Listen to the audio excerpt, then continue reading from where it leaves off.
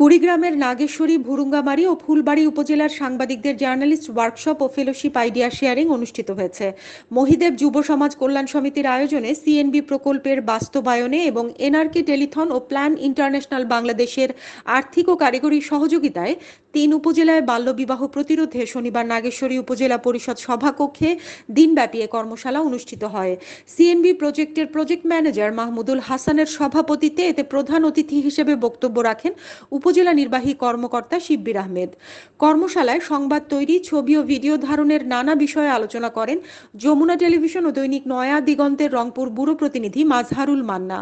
এতে আরও বক্তব্য রাখেন youth lead technical officer Ilias Ali, Ferdous Alam, monitoring officer Sajjad Wahid, Nageshwari press ক্লাবের সভাপতি ওমর ফারুক, সাধারণ সম্পাদক গোলাম মওলা সিরাজ, যুগ্ম সাধারণ সম্পাদক আব্দুল কুদ্দুস চঞ্চল, প্রেস ক্লাব নাগেশ্বরীর সাধারণ সম্পাদক মজিবুর রহমান, উত্তর ধরলা প্রেস ক্লাবের সভাপতি এম.এস. সাগর, রিপোর্টার্স ক্লাবের সভাপতি রফিকুল ইসলাম রঞ্জু, ফুলবাড়ী উপজেলা প্রেস ক্লাবের সভাপতি উত্তম কুমার, সাধারণ সম্পাদক জাহাঙ্গীর আলম, ভুরুঙ্গামারী প্রেস ক্লাবের সাধারণ সম্পাদক এমদাদুল হক মন্টু, উপজেলা প্রেস ক্লাবের সভাপতি এ.এস. খোকন সহ ইলেকট্রনিক ও প্রিন্ট মিডিয়ার অন্যান্য সংবাদকর্মীরা। হানিন ইসলাম, সিএন বাংলা নিউজ ডেস্ক।